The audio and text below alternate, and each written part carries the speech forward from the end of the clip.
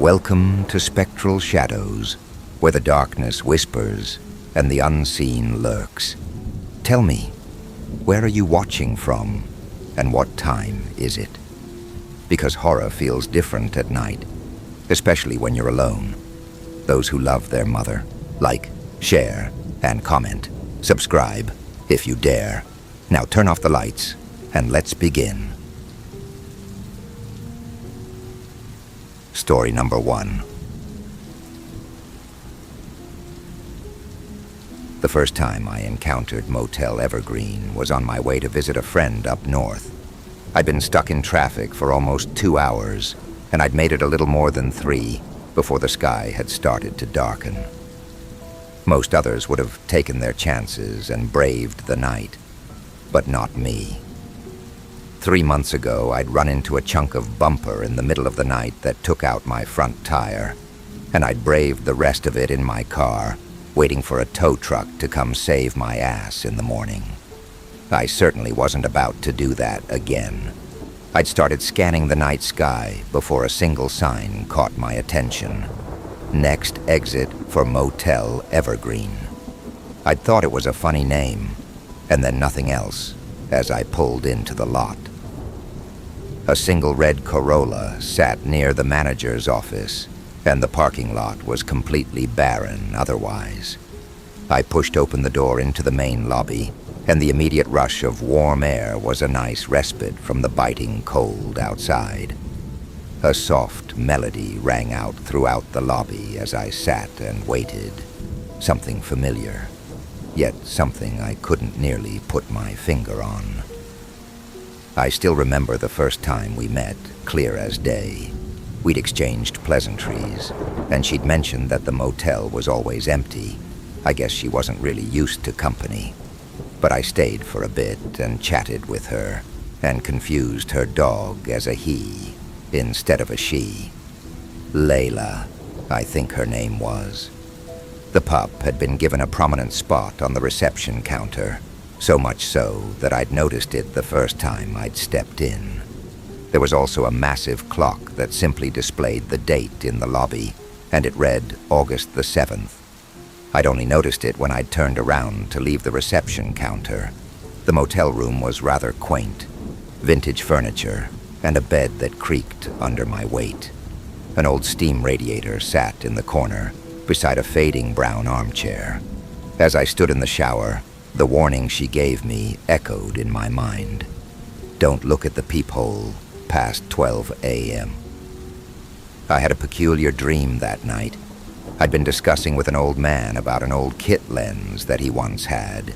It was something he loved, and he'd venture around the city, taking various shots of it from different angles. But one day, he'd gotten a new lens, and the lens lay forgotten. He'd gone around the city trying to recreate those exact shots that he'd taken before, but to no avail. They would all come out ever so slightly different from what he'd wanted. And it was so long ago, he said. He'd forgotten where that lens had gone, and he'd never gotten it back. The next day was freezing, almost absurdly cold. But yet there she was, making breakfast the first thing in the morning. We'd talked a little, and I'd recognized The Strokes on her playlist, after which she sheepishly admitted that she put on her own personal playlist to pass the time. And why would she not? She'd stated multiple times that almost nobody passed through here. I asked her what she did otherwise to pass the time, and she said cleaning, and asked if I wanted to join, a little mischief in her tone. I declined, but offered to stop by again soon. She smiled politely and said most people wouldn't, and I laughed and said I wouldn't be most people then. We talked a little more, about her dog, I think, about how she missed her and how old she was getting. I wondered how often she'd gone to visit the Lil Terrier. It was obvious she meant a lot to her. I'd never had any animals myself, nor did I really care for them, but the way she spoke about that dog would have made me reconsider. She'd seemed so quiet at first, but the familiarity with which she'd spoken to me. It made me wonder if we knew each other from somewhere. The next time I encountered the motel was when I'd turned off the highway the next day to get gas, and as the hues of pink and purple rolled in across the horizon, there it was, the red Corolla parked outside the manager's office, and the parking lot completely barren of any other car. Her face lit up as she saw that I was back so soon, and I felt a little flutter in my heart. We talked a little about nothing, and I'd complained about her monotony of the trip. I'd asked what she'd been doing here in the middle of nowhere, and according to her, she'd been working there to save up for a degree in veterinary studies. There was a certain way in which her eyes lit up as she talked about it. Before I'd left, she'd also given me a small clay flower, a token of gratitude for keeping my promise, she'd said. This time, she'd also given me the same warning as before, and it had felt a little odder than the first. As I left, however, I'd noticed the same clock in the lobby, its date never changing, August the 7th. It was about 7 when I'd ventured out of the motel, this time to the nearby gas station to fill the couple of gas canisters I'd kept in the trunk just for emergencies. And I found it odd that the gas station itself was also completely devoid of people, not even a clerk in sight. I'd already paid for my gas and decided against getting myself a drink before heading back. That night, I didn't nearly drift off to sleep as quickly as the first. The warning kept ringing in my head, despite the storm raging outside and the monotonous drone of the fan. I'd tossed and turned until almost 2 in the morning, at which I was awoken with a start by a scratching at the door. I was up and looking through the peephole, revolver in hand, before I'd realized the gravity of the situation and the warning that she'd given me. Because on the other side of that door was the receptionist, eyes wider than I'd ever seen, her black t-shirt and jeans scarcely shielding her against the cold. She looked so frail, standing out there in the wind and snow. That night, I'd scarcely slept a wink. The image of her burned into my head. But there was a curious itch that had developed on my right arm. I walked into the lobby. The unmistakable aroma of her flipping sausages on an iron skillet wafted through the air. She offered me some, no doubt concerned about the bags under my eyes. I was in no mood to continue the drive and nursing an absolutely horrendous headache. The weather had conceded that to me, as 2 feet of thick snow had fallen over the course of the night, almost burying my little car from view. I'd asked about the cost of an extension, but she said that it'd be on the house with a lil twinkle in her eye, and I asked what I could do to make it up to her, and we spent the next few hours cleaning and talking, mostly talking. I'd recognized a few more songs playing in the background, and we'd talked about the concerts we'd been to. Apparently, she'd wanted to drive across the country to attend one, but her friend had ditched her at the very last minute, and so she made the drive herself, all 16 hours. I suppose she wasn't that insane, as I was making a similar drive myself. It was harder and harder to hide what the itch was slowly becoming, as little clay flowers had started to sprout through my skin. The long coat I wore covered it, but I'd almost immediately thrown it off when I'd gotten back to my room, the fabric brushing up against the sore and tender buds, almost bringing me to tears. By the time the sun had set, my whole forearm was almost covered with growths, little clay flowers. I'd run them under the cold water from the sink for a while, but even then, that wasn't enough. It wasn't nearly enough. It was when I was shaving in the mirror that I'd accidentally nicked my arm against the wall, and the immense pain had sent me instantly to the floor.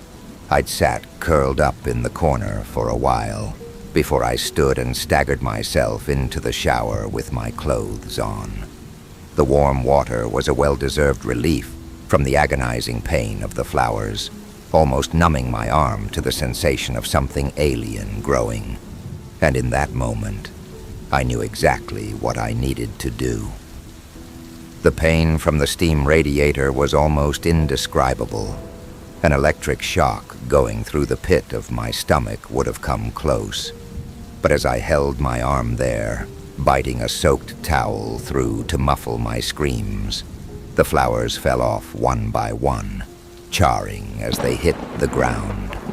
I don't remember when I'd fallen asleep that day, only that I'd woken in a lump of sweat and tears in the corner of the room. I'd quickly showered and dressed the burns on my right hand with what little gauze I had left, and went out to meet her. She seemed a little worse for wear, but she still smiled at me as I walked in, the pain in my arm almost disappearing as she did. We talked a little bit about the future over breakfast, what we wanted to do, where we wanted to go. I think I'd mentioned something about wanting to tour the Grand Canyons, and she talked about wanting to visit her home country again at some point. She asked if I wanted to see the art she'd been making, and I obliged. She led me to the back, a little closet that she'd reserved exclusively for art materials and art, she'd said. I guess it was no surprise that she'd had so many ways to keep busy. It was beautiful, bright and vibrant, almost abstract in a sense. Characters without eyes, their brains becoming flowers and mold, chains and smoke. I felt the raw pain and passion emanating from them, as if I'd been brought into that little corner of her world, what she'd only shown me, and nobody else. That night was even worse than the last. The clay flowers had completely overtaken both of my arms at this point, and this time they didn't come off nearly as cleanly as the first time, and I'd taken a knife to the edge and slowly cut through them, searing the open wound on the metal as I did. I wondered if she heard me scream, as she was standing right outside my door, and once again I looked, as I knew that that was the only thing I could do. To see her glowing again. That night, the dreams returned, and in it, I was a tree. I was alone, growing in the darkness, and then I was too, something else.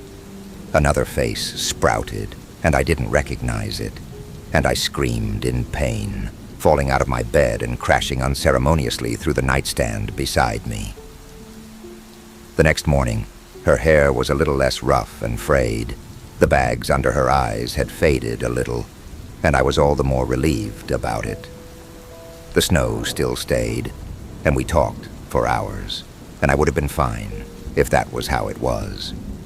I'd been in and out of consciousness intermittently throughout the day, and when I awoke, the midday sun shining in my face, she'd moved to the gallery in the rear of the lobby. At least that's where I found her. She'd been working for quite a while now.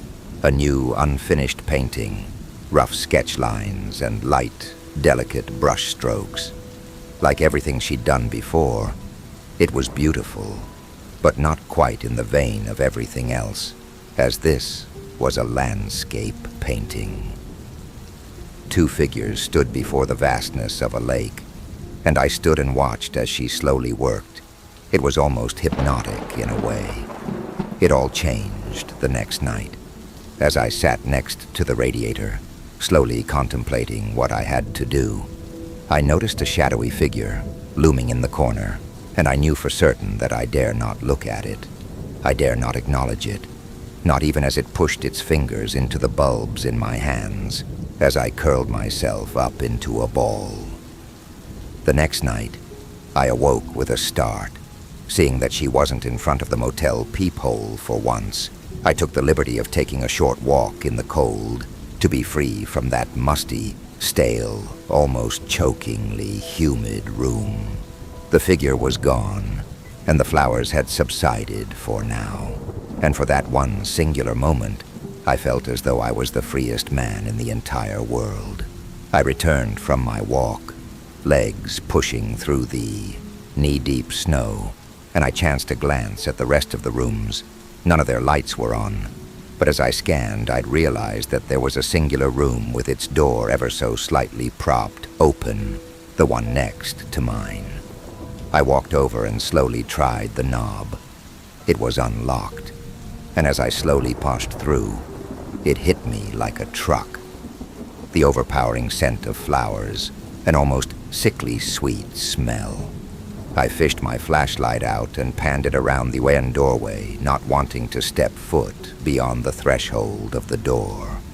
A body lay against the furthest wall, its shape sunken, almost deeper than the wall itself, clay flowers erupting from every orifice, bursting through every pore in his skin.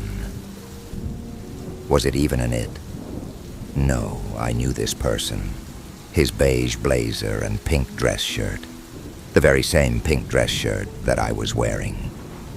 I blinked, and it was just a room. No smell, no him, nothing. Just an ordinary motel room. I looked at the clock, and it read August the 8th, and I knew that I could stay no longer. The 2 cans of gasoline in my car were like lead weights on my arms. They screamed in protest. The days of searing and cutting had rubbed them raw, and as I tightened my grip on the cans, they almost seemed to prick my hand with needle-like fire. It's fine, I thought. This had to be done. The manager's office was dark at this time of the day. I knew I had to act fast. The liquid flowed as if it had no end, pouring out of the cans, their shimmering hue against the golden light of the porch lights. My golden salvation.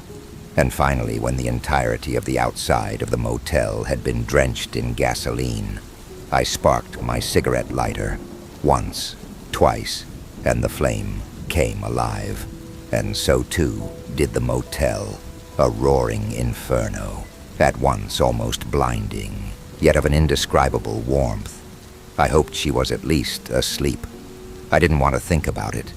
The inferno blinded me through my rearview mirror as though the midday sun, as I put my foot to the floor and prayed and begged the old engine, as it rattled and creaked, pulling as hard as it possibly could as I merged onto the highway. There was nobody else. Why would there be? She'd always said that there was never anybody else. Nobody who'd stay, and I felt tears stream down my eyes. She'd always said that nobody ever stayed, and I had proven her right. I hadn't stayed. I couldn't stay. The car was so cold now that I almost couldn't feel the burns on my palms as I gripped the wheel. It had been hours. At least, that's what it felt like. I'd lost count, but when I still was, it had almost been 4. The shroud of darkness was still draped over the landscape. I was alone, with just the road, and my high beams, on and on and on. And then, there it was, plain as day, Motel Evergreen. It would have taken me by surprise if I hadn't already anticipated it, stomach churning, as I pulled off the freeway. It took me by even more of a surprise to see it completely fine. No sign that an act of arson had even been committed. Little lights hung from the front of the lobby and along the railings in front of every room. She must have been in a festive mood, I thought, as I pulled up in front of the lobby. I sat in my car for a bit, unable to reconcile the two realities. I had set the motel ablaze no more than a few hours ago, had I not. And yet, here it was, completely fine. A knock on the car door forced me out of my train of thought as I looked over to see her, dressed in a beautiful red dress. Granted, it wasn't what I would have expected out of her, but she was never really one for fashion, and her attempt was almost blinding in and of itself. I let her in and asked if she knew the way. "Yeah, I know a place." She smiled, her eyes twinkling. The drive wasn't long, and we talked the whole way. Just the little things, about how her mom had bought her this dress, and the attempts she'd made at eyeliner, and how she'd failed almost consistently. I laughed and told her that I liked it, even if she thought it was botched. We talked about how I needed to go somewhere for a while, maybe a long while, and she said she'd miss me. It wasn't long before we arrived. A pristine field, green grass and bleachers, with slow jazz rolling in the background, and the words, prom, unevenly emblazoned on a massive banner at the entrance. Quaint, isn't it? I thought you might like it. Oh, it's great. It's like we're high schoolers again. I laughed, the air hot and heavy, as if lingering in place, lingering in the moment. We had awful watered-down punch, and we sat, just talking about everything under the sun. I'd always loved the way that she'd talked about the things she was passionate about, with such fervent vigor, and I could have sat and watched for hours, if not for the silhouette of a woman in the far corner of the field, watching us the whole time. "Look at me," she whispered, sensing my anxiety, and she took my hand, to my surprise, and pulled me up, and we walked over to the center of the field. "I don't really know how to dance," I started, but she shushed me. "I don't really either. You took Chinese dance. Doesn't mean I was any good at it." I smirked and twirled her around, and she stumbled a little. "I don't wear flats often," she said sheepishly. "Well, that makes us evenly matched then," as I undid my blazer, letting the breeze flow past me as we danced together, a little awkwardly, but together, nonetheless. I wanted to stay in that moment, to linger there forever. The drive back to the motel was silent. She sat, watching the streetlights go by, never even chancing a glance at me the whole time. And as I pulled into the motel, I slowed the car to a stop and looked over at her, her wavy black hair silhouetted in the darkness of the car. I smiled a little to myself. "I hope you had fun. I know it wasn't really the best," I started. "No, it was fantastic." A little smile spread across her face. Even in the dim interior lights, I could still see the dimples in her cheek. "Let me get the door," I said, exiting the car, and I could see her giggle a little through the foggy glass as I walked over and helped her out.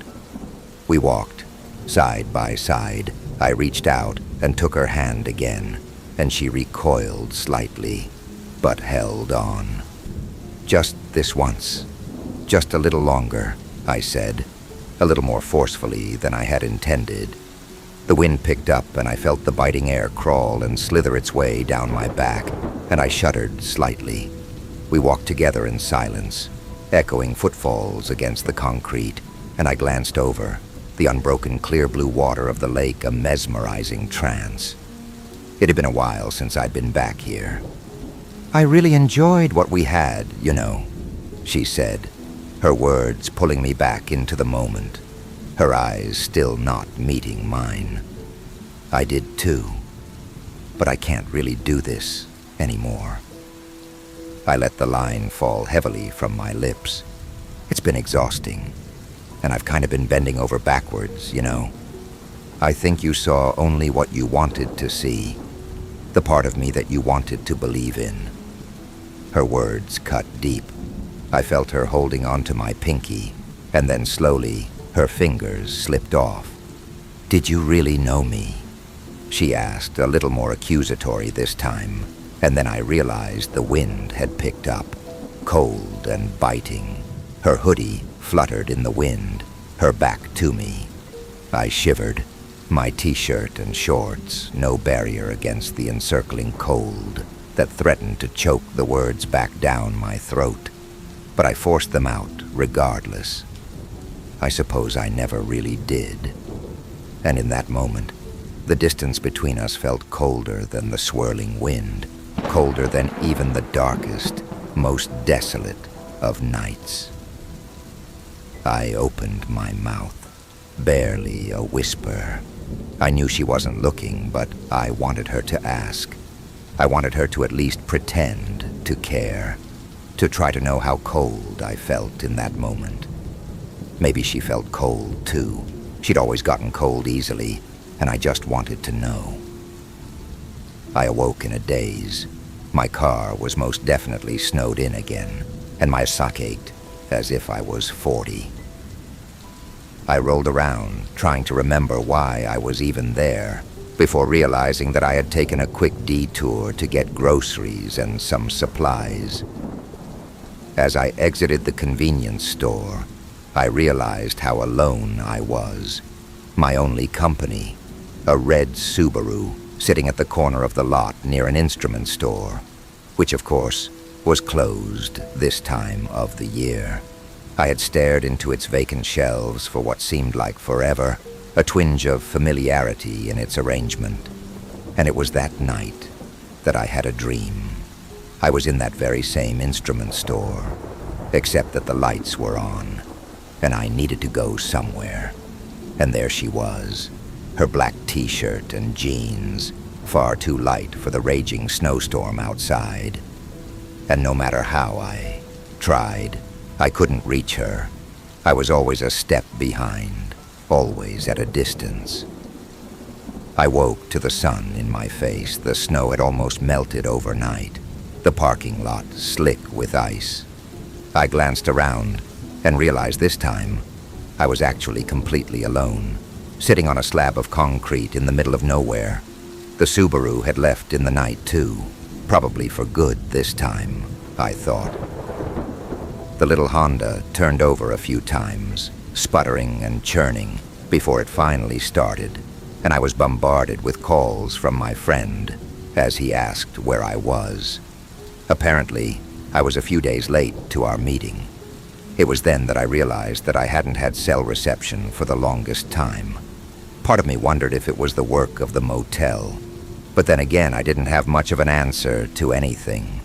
I eventually made it up to him, but I never really told him the full story, only that I was snowed in at a motel for a couple of days, and he never asked.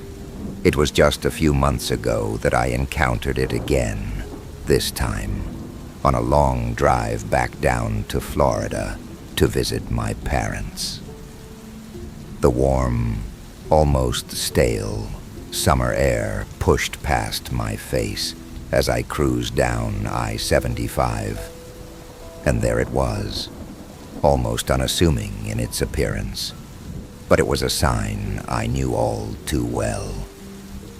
Next exit for Motel Evergreen. I felt a knot grow in my stomach as the sweat dripped down my hands, making the wheels shimmer in the summer sun, the sweat despite the cold. I felt it then, a rush of stinging cold air as I turned into the off-ramp.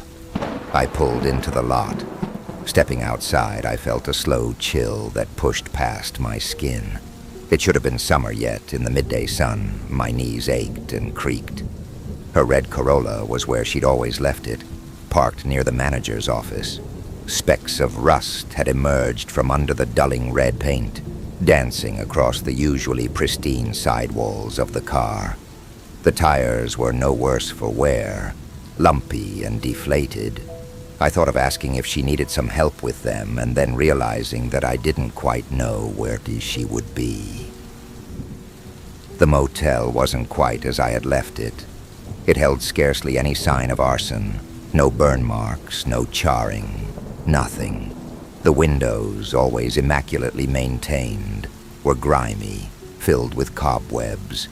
I ran my finger down the outside of one, watching my finger make a clean line through the gray, exposing the darkness inside. There was faint music, a crackling speaker by the front desk. I knew it was hers long before I rounded the receptionist counter. The little picture of a terrier sat framed on the counter, its countenance covered by a layer of dust. She'd always talked about wanting to be a vet. I wondered about the little dog. She was old when we'd talked. Was she still around? Probably not. I wondered how she'd react if she knew. I flicked the switch back and forth for a moment. No power. I wonder how she'd always kept this place immaculate. It must have been a lot of work for a single person. That single person who simply wasn't here anymore. I dusted the couch and sat down for a bit. A little respite from the heat, I thought. The heat.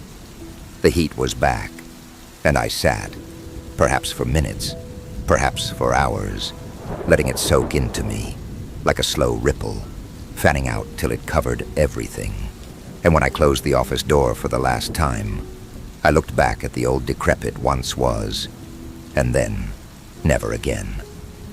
The Audi roared to life as I swung it round in the gravel and punched it off the lot. But somewhere in me knew that no matter how fast I ran, I'd never escape it. It would always be waiting, no matter where I went, what route I took. And someday, I'd look over and see that looming sign in the distance. When I thought back on it, I'd wanted her to ask me in that moment, in the lingering cold, as I stood and watched her walk into the distance, for her to ask me if I felt cold, too. Maybe that's why it'll always find me. Story number 2. We almost never spoke to them, though they always tried to strike conversation. They were amicable, polite, you know. They would ask us questions about our interests, or how our day was, at least at first. Their soft voices would ooze out from the kitchen sink and the shower drain, places like that. Sometimes they would follow us, my sister and I, around the house. They would slither through the pipes like snakes to whisper in our ears. They weren't always there. Dad brought them home sometime after Mom passed. She was on her bike ride home from work when she was struck by a drunk driver. Fucker was going 80 miles per hour in a school zone. The police found several empty bottles of barefoot wine in his Volkswagen Bug. I was 15 at the time, and my sister was 17. Mom was amazing. Dad didn't adapt well to life without her. None of us did, but he was completely despondent for every bit of 2 years. All day, every day, he would sit expressionless. If it weren't for sleeping and drinking, I doubt he'd have done anything at all. It pissed me off that my father would turn to the same vice that caused the accident. I never told him that. One day, Dad danced in through the front door like nothing had ever happened. He wouldn't tell us why he was so happy. Not at first, which was frankly a little frightening. We worried that he had found something new to live for, something that we might not fit into. We were relieved to learn that he would not be abandoning us. He said he'd invited some special guests over to stay for a while. We probably should have been more concerned, especially when these guests never seemed to arrive. But we were just scared kids. We just wanted him back. Dad had been his usual happy self for another 2 years before Olivia came tearing out of the bathroom, screaming about hearing voices. She ran into the kitchen and breathlessly told us that she had been brushing her teeth when she heard a group of people speaking to her from the sink. Dad's smile faltered at that. He assured us that it was nothing, that Olivia had just imagined it. He took her temperature, and the thermometer read 101.3 degrees Fahrenheit. He didn't realize that we had heard the hairdryer running the whole time that he had been searching for the thermometer. As he sent us off to bed, he plastered on what he must have thought was a reassuring grin. But it was too late. I had seen the look in his eyes when his face fell. It was a look that said, "Oh shit." I sat in the bathroom for a while that night, doing my best to be absolutely silent. I thought that they wouldn't talk if they knew I was there, but I had it all bass-ackwards. It wasn't until I knocked a bottle of soap onto the floor that they spoke up. "Oh, hello. You must be Matthew. It's lovely to meet you. We're..." Whatever the next words were, I couldn't hear them over the sound of my own screaming. I ran as fast as I could to my bedroom and hid under the covers all night. We asked our father about them the next morning. He wouldn't talk about it until I told him my experience to affirm Olivia's story. He said those voices in the pipes belonged to his other wife and his other children. He said it in the same way that somebody says that grass is green, as if we should intrinsically understand the bizarre bullshit he was spewing. Beyond that, he would only tell us that they are important to him, and that he loves them every bit as much as he loves us. We heard him screaming in the bathroom that night. I tried to ask what was wrong, but he just yelled at me to go to bed. I cried myself to sleep. I think we both did, but I couldn't bring myself to ask Olivia, my sister, about it. Things changed after Olivia and I became aware of our father's other family. Dad started to seem less happy with his other family, and more just plain obsessed with them. We were losing him, again. Watching him slip away from us made a certain amount of sense the first time. We lost our mom, and he lost his wife. That crushing despair and sudden loneliness could defeat anybody. I never blamed him for it the first time, but the second, I still don't think I've forgiven him for what those days were like. He would lock himself in the bathroom for hours and spend time with his second family. Our dinners started to shrink, while the amount of pureed meat he poured down the drain grew. It didn't take us long to recognize that we were no longer the priority, and it didn't take long after that for resentment to sprout within our hearts. They started to mess with us more often. One day they called me a litany of slurs and told me to jump off a bridge. The next, they read out every word of Olivia's diary. At least, that's what I assumed, based on how long it took for them to stop. I didn't want to help them intrude on her private life, so I went outside. I stopped showering after my father's other wife made a pass at me from the shower drain. Small things started to go missing from the bathrooms and the kitchen area. Toothbrushes, lotion, chess pie, and several apples. I could go on.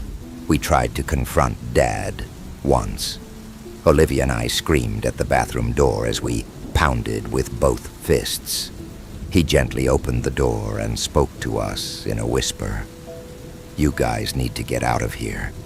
And then, louder, "You are interrupting family story time, and it is frankly very rude." So that's what we did. We left the house for a little while, sleeping in the car and feeding ourselves with the cash we had swiped from Dad's dresser. We came back after a couple of days. I'm still not sure if we were just going back to get more cash, or if we were willing to try again with Dad. We never got the opportunity for the latter. The house appeared to have been ransacked. Every edible morsel had disappeared, presumably down the drain.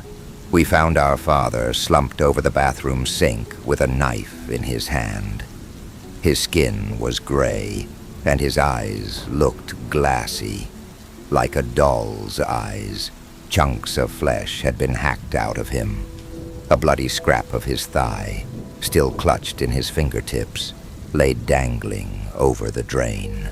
As Olivia and I stood in horror, we watched a long, slender appendage like a butterfly's proboscis rise from the drain and yank the ragged piece of flesh out of our father's cold, dead hand. It didn't hurt as much as it should have, which hurts in its own way. I think I must have gotten used to the idea of losing him, or maybe I just hated him enough in that moment to pretend I had. I numbly dialed 911, and after explaining the situation, I took one last glance at my father's corpse. I wanted to cry, but the tears never came. I tried to tell the cops what had happened when they came to collect what was left of Dad. They just threatened to have me committed if I kept making shit up. Olivia didn't bother trying to explain. We were both asked a lot of questions. The cops put us under orders not to leave town, as we were suspects in our father's murder. I was devastated when I heard that news. The only thing I wanted to do was put as much distance between me and what used to be my home as possible. Olivia's barely contained sobbing told me that she felt the same way. The state was not comfortable with leaving 2 minors unattended, so my Aunt Gertrude came down to stay with us. To her credit, she tried really hard to understand. There was no real way for us to explain to her why we weren't brushing our teeth or bathing as much as we should have been. My father's other family didn't seem to want Gertrude to know about them. The few times we tried to show our aunt the second family her brother had adopted, they went silent. In hindsight, it's obvious what they were doing. They wanted us to feel isolated so that we would talk to them. Then they could manipulate us the same way they had done to Dad. They spoke in his voice sometimes, the rich timbre, gently vibrating the pipes on its way to do the same to our eardrums. He said he was happy. He said we could join him and his second family in the pipes. I've always told myself that there was nothing of my father in the thing, abusing his voice, but to tell you the truth, I'm not sure I cared if there was. We weren't going to take it anymore. "Did you get it?" Olivia asked after school one day. I'd been playing hooky and buying supplies. 5 bottles of Drano, styrofoam, and gasoline, just like you said.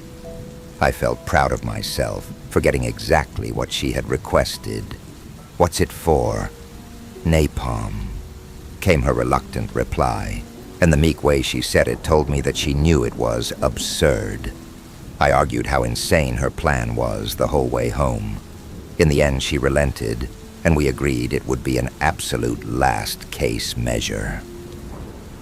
5 bottles of Drano later, and our father's other family had only reacted with groans of mild discomfort, like how you might sound if you got splashed with water on a cold day. I was desperately trying to brainstorm other ideas when they stopped groaning and spoke again. "You're wasting your time. It's better down here."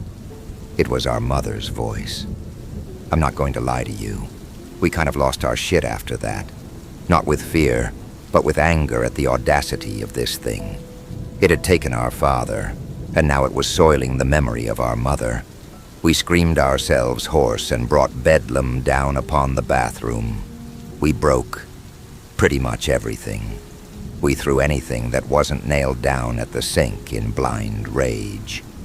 After that, I collapsed against the wall, crying in a way that I hadn't since Mom had her accident. Olivia stood, shoulders shaking, in the doorway, looking as if she were waiting for permission. "Olivia," I said, "get the styrofoam." 20 minutes later, we had the napalm ready to go. 1 big bucket of "fuck you" for our response to our father's other family.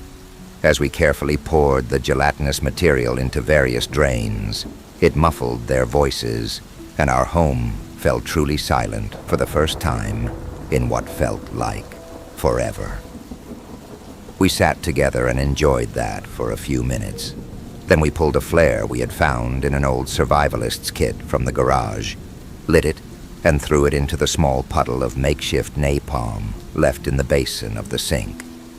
We figured it might take some time to burn its way down into the pipes, but we underestimated how hot it would be in the meantime. Roughly 5 minutes past ignition, Aunt Gertrude, home early from work, burst in demanding to know what that horrible smell was. She had just enough time to process the wrecked, partially burning bathroom before she found out exactly what that horrible smell was. The pipes under the sink melted away, and a gout of steam flung flaming napalm across the room, directly into the face of our aunt. Everything she tried to do just made it worse. Wiping her face with her hands just set her hands on fire. Wiping her hands on a towel just set the towel on fire, which set the house on fire. Olivia and I fled the bathroom as our aunt became a careening ball of flame, screaming her way from wall to wall. We could see from the hallway that the napalm in the deeper sections of pipe had not yet lit. As much as I wanted to make sure the job got done, we had to leave. The whole house was going to be burning down soon. We tried to exit through the kitchen, but when we rounded the corner, we saw hundreds of their wet appendages rising out of the drain, thrashing wildly in search of us. They spanned the whole room, stretching and retracting, flinging furniture around and yanking whatever they could get hold of down into the pipes. The situation in each of our bedrooms was exactly the same as in the kitchen. I'm still not sure if they had been following us again, or if there were just that many of them. The bathroom in Olivia's bedroom was significantly closer to the door than my own. So when we opened her bedroom door, we found ourselves within their reach. The fire behind us had spread significantly, cutting us off from any chance of escape. The door began to shake as our father's other family tried to work their tubular appendages around the doorknob. The door opened slowly, and we could only watch as the slender limbs approached us. They lashed out with all the skill and speed of a snapping turtle, missing their mark by mere millimeters. It wasn't until this moment that we got a good look at their proboscises. They were tongues, black as soot and stretched beyond recognition. I thought it was over for us until our pursuers were intercepted by something that had come flailing down the flaming hallway. It was Aunt Gertrude, still fully aflame and still fully panicking. Their black tongues yanked in unison, pulling Aunt Gertrude across the room and down the drain with a sickening series of cracks, pops, and squelches, all taking place in the same half-second. Her body contorted wildly as she was pulled down the drain, bone by bone. Moments after they had taken her down, their screams began. Aunt Gertrude's still flaming corpse had ignited the napalm that had melted down into the pipes. They must have screamed with every voice they'd ever heard, including mine and Olivia's. There was no time to mourn our aunt or to relish in the agony of the beasts. Now that the rest of the napalm had ignited, the fire in the house was growing exponentially. We ran through Olivia's now empty bedroom and jumped out of the window. The house burnt to the ground. We didn't stick around to make absolutely sure they were dead, but we saw the thin shadows of their flailing appendages dancing on the burning curtains. That was enough for us to feel satisfied in washing our hands of it all. Olivia and I got in our father's 1993 Ford Bronco, and we left. We abandoned our old lives and identities entirely. We were already murder suspects. We were not about to beat arson charges, not to mention the accidental murder of Aunt Gertrude. So we just drove away without any idea of where we were headed. Anywhere had to be better than what used to be home. Story number 3. Back in 2018, I was in a difficult position. I'd lost my job working security for a local firm and was looking for something on short notice. Add to that, I was in a difficult situation with my then girlfriend. We were on a sort of pause. It was a strange time. In short, I was looking for a job, and I found one. There's this charity, which I won't name, that handles distribution of something called the Little Miracle Chest. These have been around since the 80s, but they're very limited in scope. It's these colorful toy boxes that are sent out to first-time parents, mostly in the southern East Coast states. They usually contain a couple of goodies, some parental advice books, Bible, and a couple other things. It's been around for a while, but I don't think a lot of people talk about it. I read online that a local chapter handling the Little Miracle chests needed permanent warehouse security, so I applied. I had one of those chests as a kid, and honestly, I loved it. I thought it was a nice callback, especially at a time when I needed stability. For the sake of brevity, I'll just say this up front. I've changed a couple of names around, including my own, just to make sure my position and the location stays anonymous. I met with a guy, let's call him Jonah, friendliest guy you'll ever meet. Early 50s, honest living kind of guy if you could look past the creepy horn-rimmed glasses. He looked like a cool dad who'd stepped out of a 70s commercial. Firm handshake, calming voice. I met him just outside the warehouse, and he had the most starched white shirt I'd ever seen. "Jonah," he said, shaking my hand. "And you must be Henry." "You got that right. Glad to be here. It's like I know you already. Do you want the tour?" "Gotta admit," I said, "I'm a bit nervous about the interview." "Interview?" Jonah laughed. "My friend, as far as I'm concerned, the job is yours. We got your application, is all. You fit the bill just fine." "You sure?" I asked. "I figured you'd need some, I don't know, clarity." "I got a good eye for people," smiled Jonah. "But I suppose I have one question that needs answering, if you're so inclined." "Go right ahead." Jonah put a hand up to shield his eyes from the July sun. The guy was clearly an outdoorsy type, being tanned from head to toe. "Do you consider yourself a nurturing man?" he asked. It was a perfectly fair question, but it was difficult to answer. I had this girlfriend, Jill, who I'd been seeing for about 8 months. We got along great and had been talking about moving in together when she revealed something. She had a kid. I had no idea. It had been this thing she hadn't intended to hide. It just ended up that way.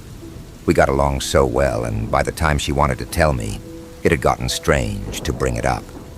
I don't think it was nefarious, but it became this strange sticking point in our story. 8 months, and I'd never once heard she had a 5-year-old boy at home. At that point, I didn't know if things were complicated because I didn't want to be a stepdad, or because she'd lied to me. So when Jonah asked me if I was a nurturing man, that's where my thoughts brought me. I zoned out a little and answered as well as I could. "I'd like to think I am," I said. "But I don't know. Hard to tell." "Well, at least you're honest," smiled Jonah.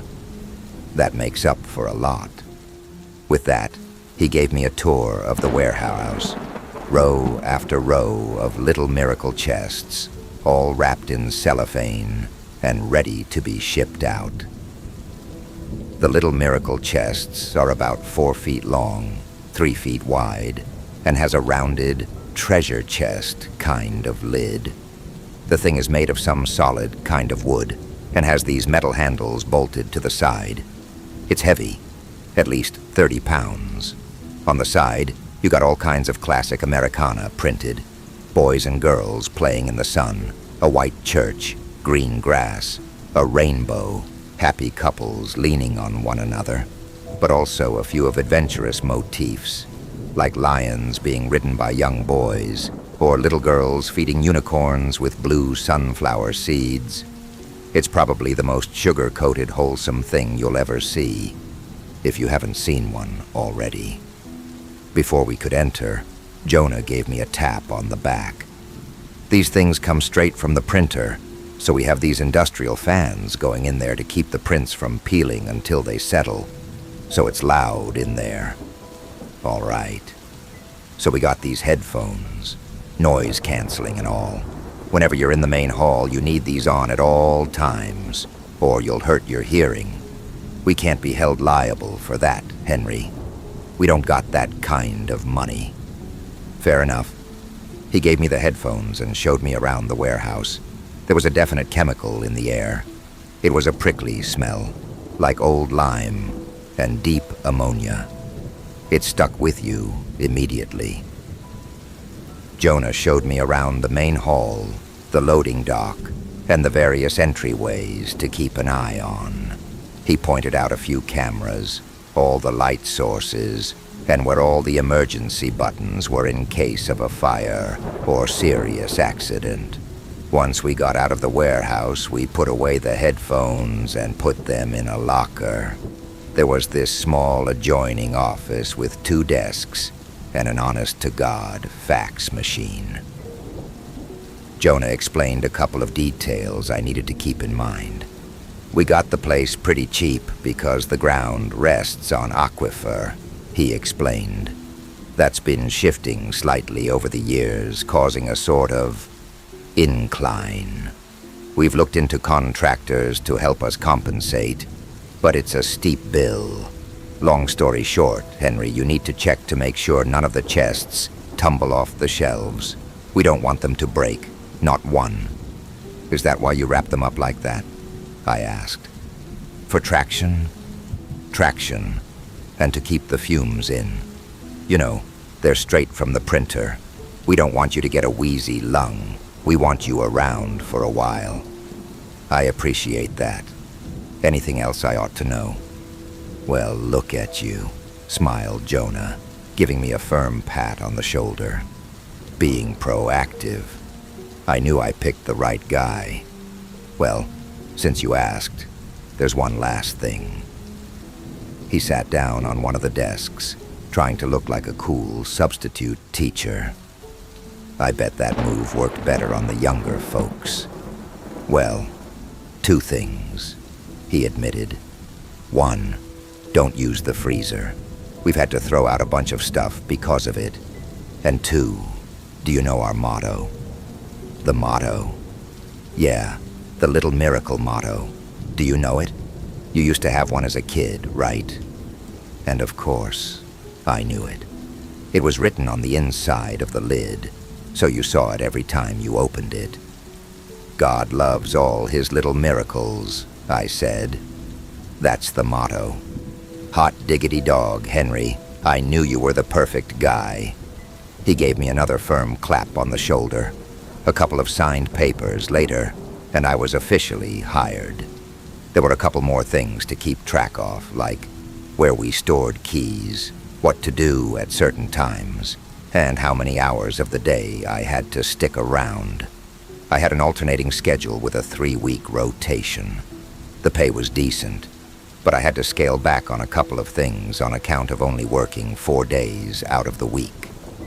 The extra pay for working the occasional weekend and night shift more than made up for it. All in all, I was only down about $100 or so from my last job, and this was both more stable and had better hours. Jonah was always around, mostly in the office. I saw him try to get that stupid freezer to work a couple of times, but they gave up and started using it for storage. Mostly charity merch, like hats and cheap jackets. The people who worked there struck me as harmless, but socially awkward. They would bring in the occasional plate of cookies, or wish me a blessed afternoon, but they would keep to themselves and give me a curious side eye. Night shifts were a whole different thing. The little miracle chests look a bit strange in the dark. You have to consider, the one I used to have was beat up and torn at the edges. These things were fresh from the printer. They looked nothing like my old thing. It had been thrown out somewhere around my later high school years. I grew up in a troubled home. I didn't know it was a troubled home back then, but it was. I was an only child, and my parents were constantly complaining about their financials. Whenever the 2 of them were in the same room for more than an hour, they'd yell. There was always something. The broken lawn mower, the extra shift that ruined our weekend plans, the cheap muffler, that strange noise from the shower drain. There was always something, and someone had something to say about it, and they had to say it loudly. I used to get so tired of it that I'd lay under my bed with a pillow over my head. trying to drown the sound out. That is until I realized that the little miracle chest we had was mostly soundproof. I'd put blankets and pillows in there and make it my happy place. I would spend a lot of weekends there with a flashlight tucked under my chin, reading or playing. And whenever I ran out of batteries, I'd imagine what was written on the page and just whisper it into the dark. Or I could be an astronaut for a while, floating through space. Or maybe I was a spy, hidden in the trunk of a villain's car. It sounds sad, but I never knew it was. I loved that darkness. It was my own, and no one could take it from me. I'd whisper my little truths into the void, and I felt like it understood me, like it was a friend. I could imagine it saying, "You're our little miracle, Henry, and we'll always be here for you." And every time I looked up, there was that motto, "God loves all his little miracles." The job itself wasn't that demanding. I'd help out with the occasional loading at the dock, and I'd keep the place shut down and safe in the evenings. Most of the time I was walking around the warehouse listening to a podcast or an audiobook. The headphones Jonah gave me were these amazing $400 industrial things that worked as radio, communication, and media player. And he was perfectly fine with me listening to something while on my own. For all his quirks, Jonah was probably the most chill boss I'd ever had. There were a couple of times I had to step in. A couple of chests had slid a bit too far, and I'd have to wrap them up in more cellophane and put them back. Other times, the smell would get so strong that I had to step out for a while.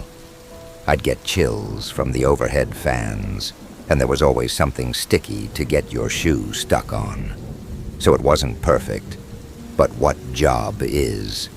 But my troubles started for real when I started using glasses.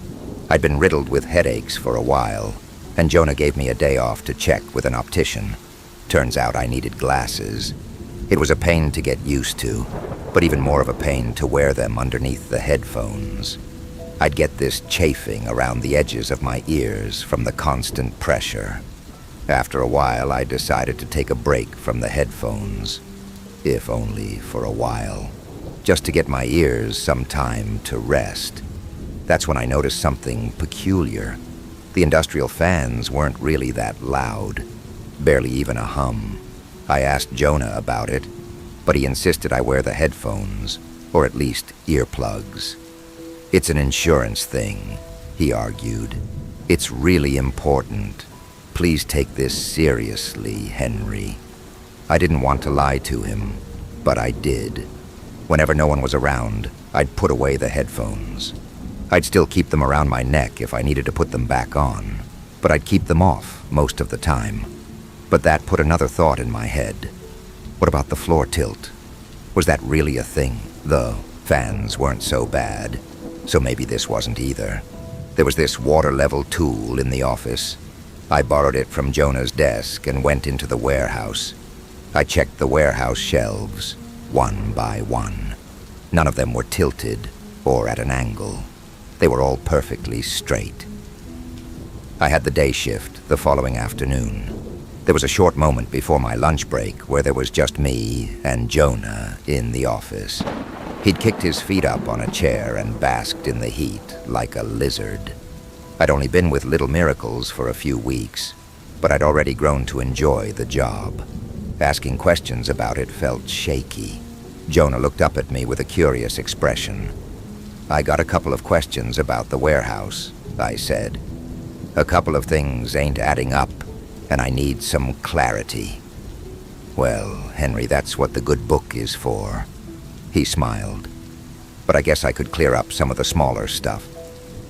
Let's start with the headphones," I continued. "The fans are barely audible. There's no way they could cause any kind of hearing damage." Jonah nodded with a slightly furrowed brow. "All right," he said. "Go on." "And the shelves.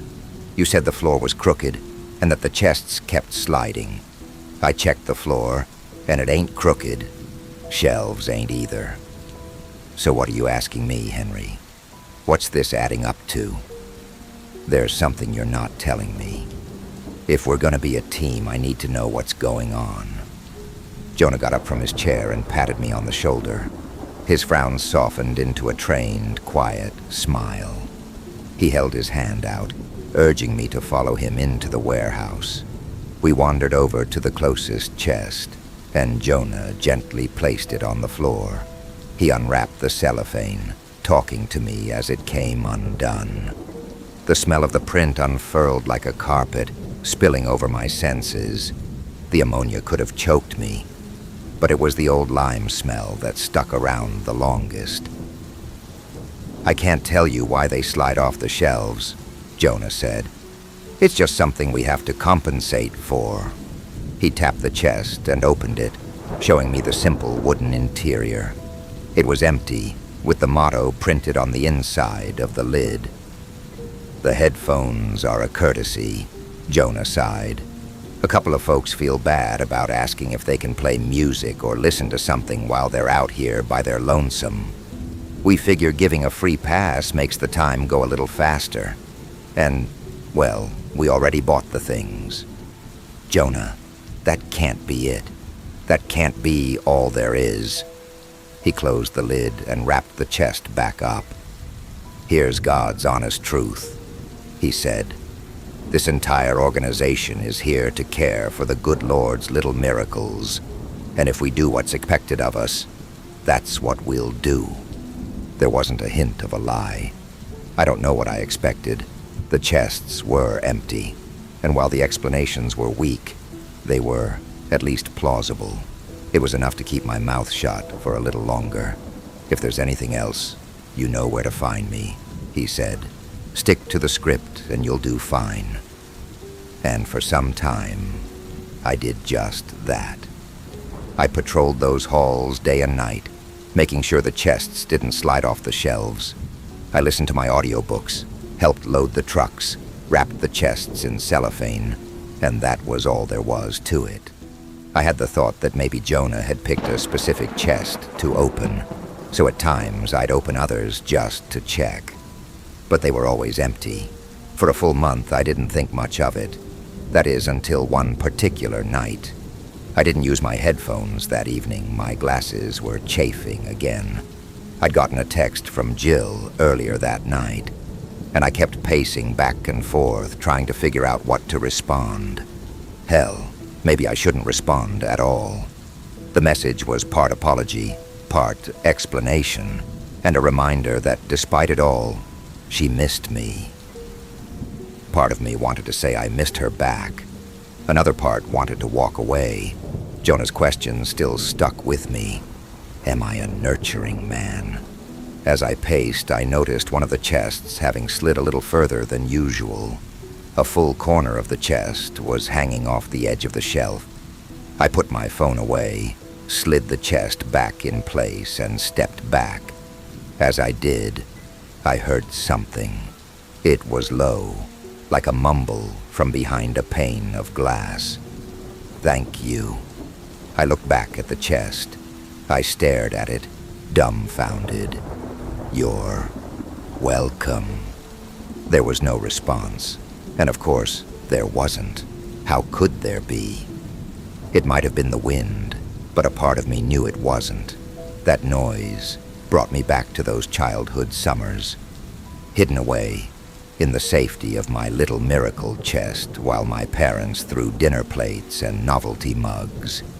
In the safety of that chest, when I whispered something, I'd imagine someone listening, and that someone would sometimes whisper back.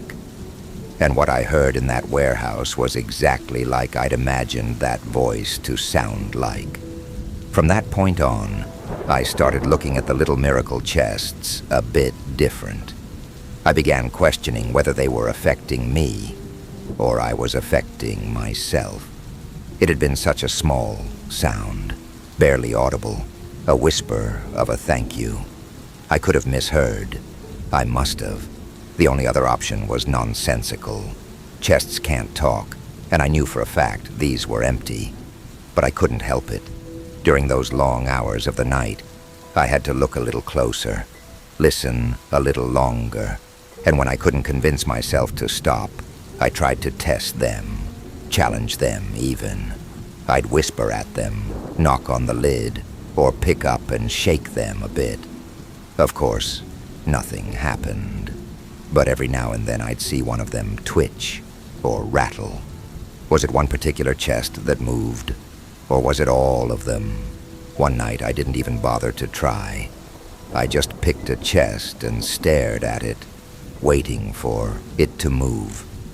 I'd looked at it for so long that the image sort of blurred, like when you hear a word too many times and it starts to sound like a noise. Then, there it was, a nudge, just a little, but clear as day.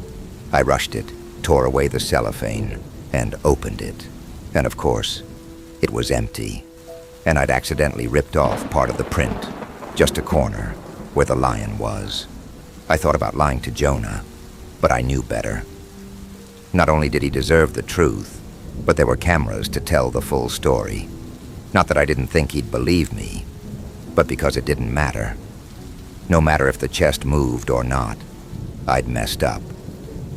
I met Jonah in the parking lot on the way to the office.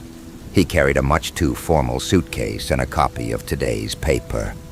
I caught up and told him flat out what I'd seen, the moving chest and the subsequent unwrapping. Jonah nodded, then wielded his newspaper like a judge's gavel. "Henry," he said, "you're still the perfect man for the job. I know you are, and I want to help you." "Then tell me what's going on," I begged.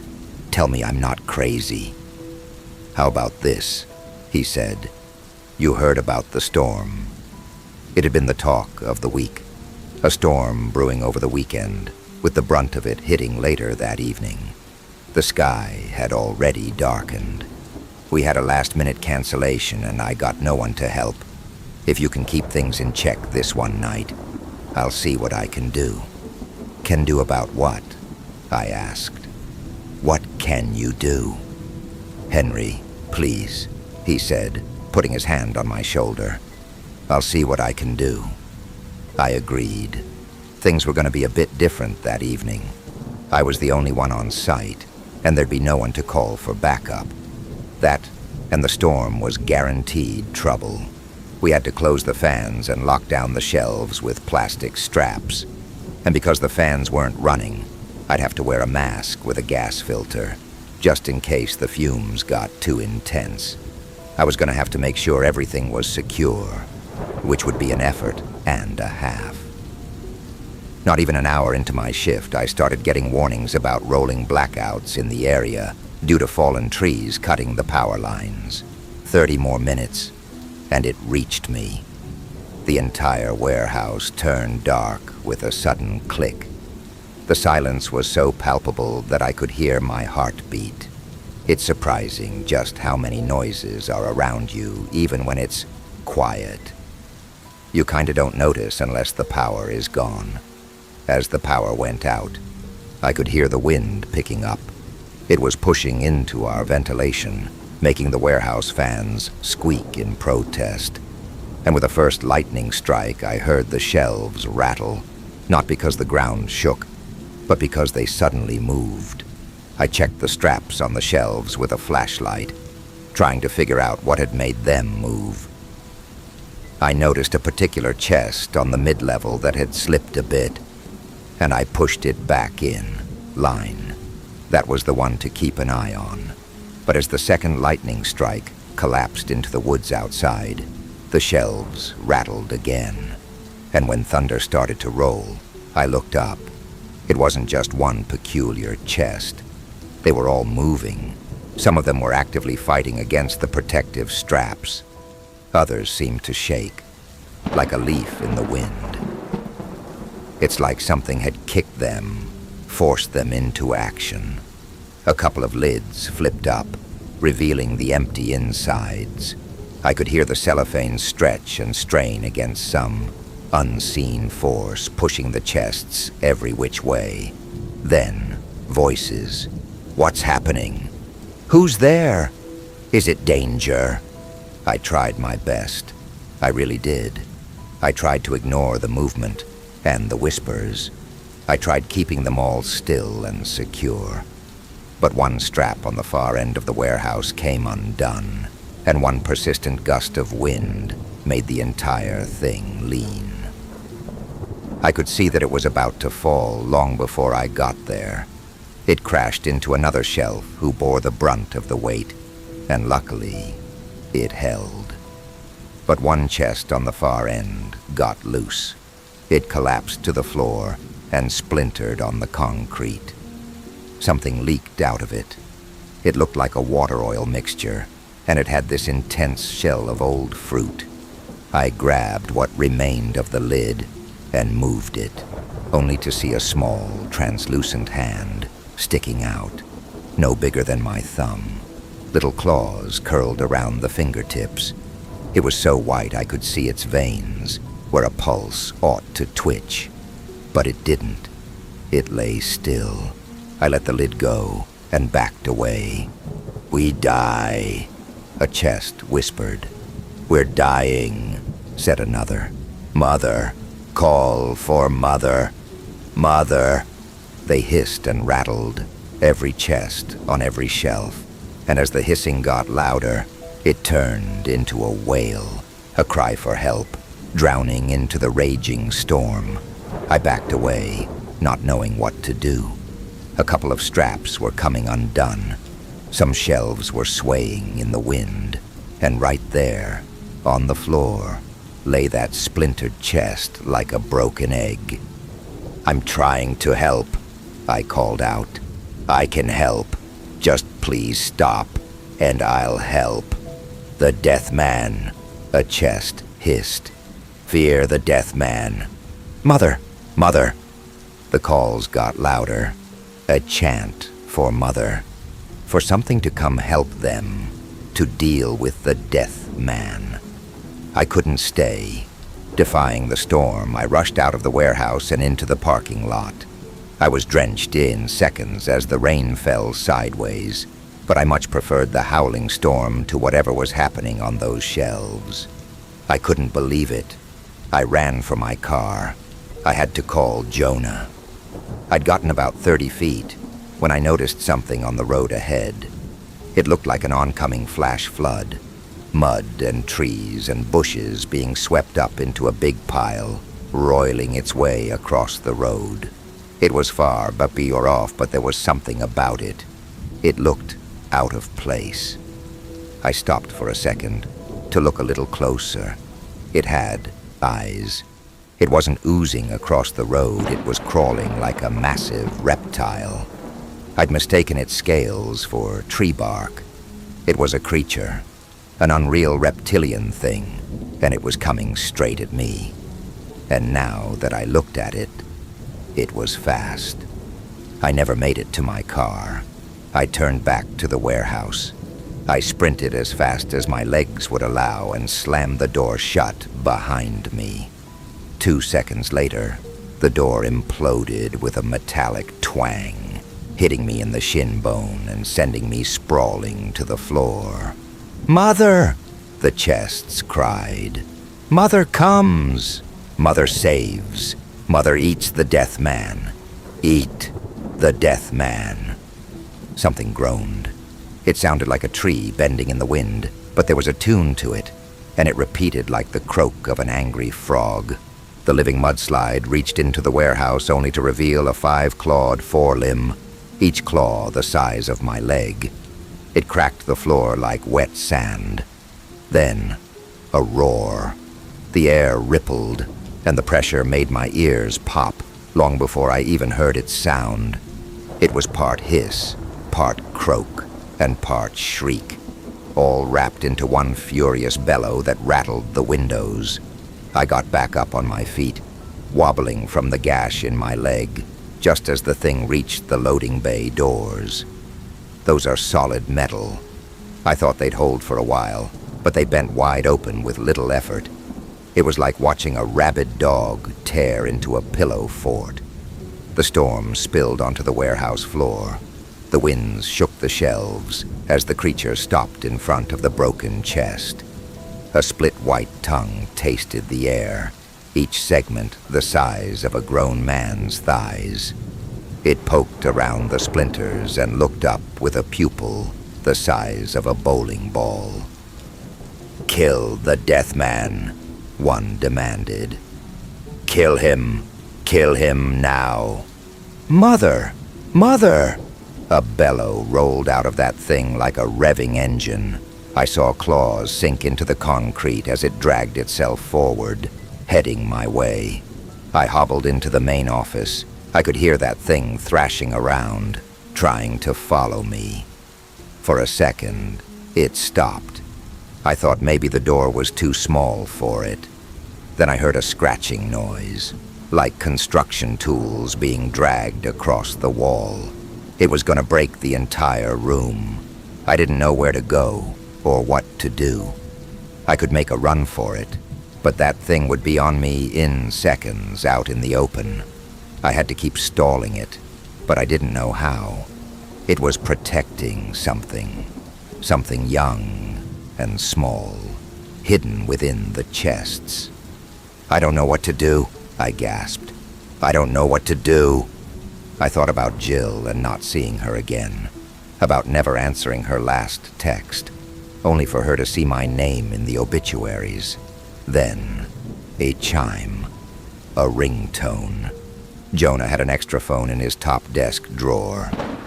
A cheap, disposable flip phone. And it was ringing.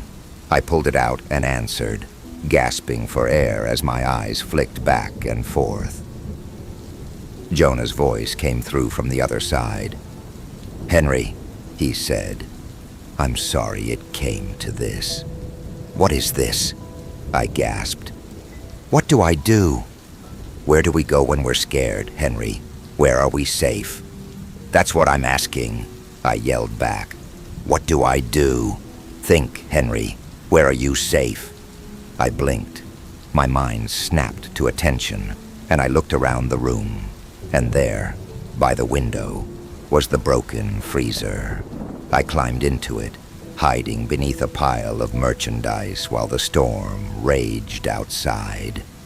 I could hear the wall give way to tooth and claw as a primal bellow rattled the confines of the freezer. I just lay there in the dark, clutching the phone like my childhood flashlight. I calmed my breathing, listening to Jonah's voice. "Just like back in the day," he said. "What are you talking about?" Another bellow. Something bumped the freezer, making it wobble, but it didn't tip over. "She's upset with you," Jonah said. "She hasn't been socialized like the others." I didn't say anything.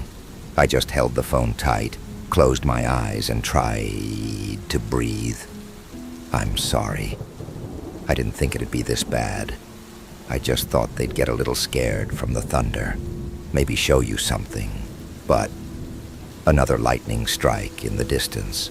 Thunder roared across the sky, and the creature outside thrashed across the room, trampling the desks and breaking the cheap metal chairs. I could hear a bookshelf crash, and seconds later, something smacked into the freezer. It fell over. The freezer collapsed to the side, but the lid stayed on. I had my breath knocked out of me with a violent thud, but I stifled my wheezing behind a handful of shirts. "Stay still," Jonah whispered. "Do nothing." I heard massive lips smacking as something wet dragged across the freezer like sandpaper. "She doesn't know you're a nurturing man," Jonah said. "She's mourning." I thought about Jill, and with death staring me in the face, I knew the answer to the question Jonah had asked me on that first day. I was a nurturing man. I had been all along, and if I could get out of there in one piece, I'd show them. I kept my eyes closed, just like I'd done as a child. I'd pretend the world was different as chaos reigned our side. that they were play fighting or throwing pies like circus clowns. I thought back on those moments in the dark where I'd been an astronaut, ready to set off to distant planets to make friends with alien life, or the moments when I'd read aloud from some comic book I'd bought with my monthly allowance. A white tongue slipped through the lid of the freezer, tasting the air. A waft of warm swamp breath swept over me as the creature snorted, looking for my scent. But that freezer smelled more like Jonah than me. "I'm sorry," I whispered. "I'm sorry. I'll do better. I'm sorry." "I know," Jonah whispered back. "You're still God's little miracle, Henry. We both are." Another low, rumbling, bellowing. This one rippled through my body, as if softening me up for a bite. The tongue protruded again, missing the sweat top of my head by mere inches. Then it stepped back. It dragged itself across the floor, pulling half the office along in a sudden U-turn. Order slips and receipts stuck to its scales, whipping around in the wind. Debris from broken desks and flattened chairs clung to it, floating along like a natural disaster. I lay there, tucked among the battered merchandise, listening to the howling storm. The worst had passed, and the warehouse chests were quiet. "I'm so proud of you," Jonah sighed. "So proud of what you've become." And I would stay there until dawn with Jonah, waiting for the wind to stop yelling. Most of the damage was covered by insurance. This part of the county was apparently prone to floods, it seemed, which was one of the reasons it was so cheap. Of course, there was no flood, but I got the sense that they knew that.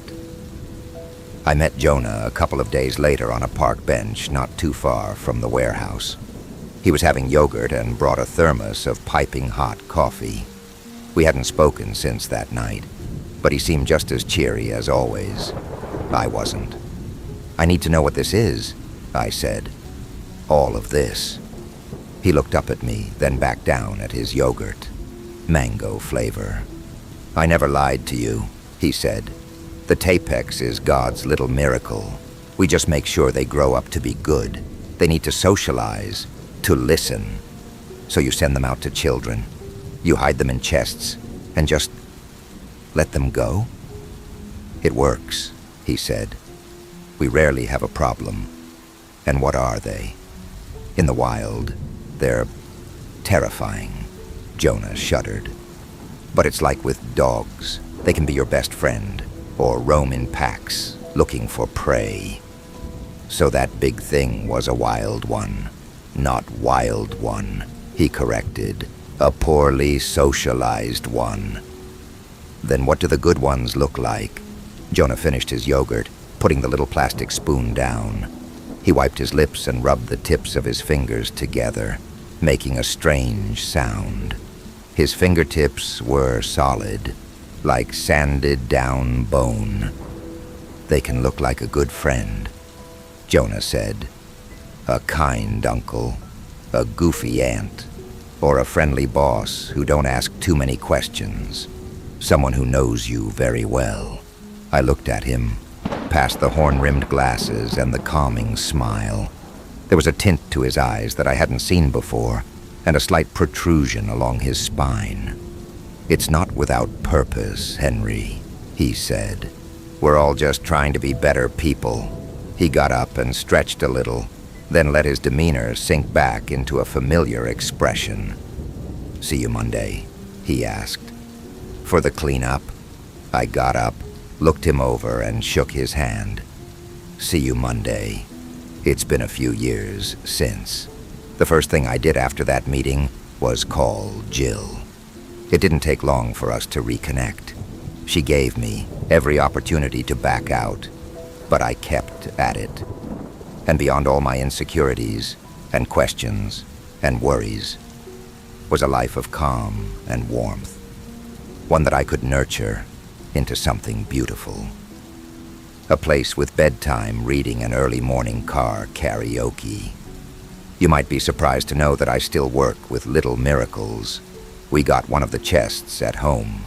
The creature that lived in it slipped out last summer, having grown too large to stay in the double-bottom floor. I don't consider these things a threat any more than I do a stray dog or an outdoors cat. I get it now. I get how they work, and I don't have to wear any headphones at work. They don't mind me hearing the voices. Jonah has never said it out loud, but I think he and I both know where we first met.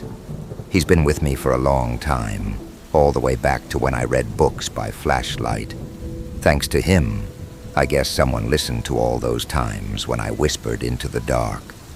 It's a good reminder that God loves all his little miracles, and maybe we should too. Story number 4.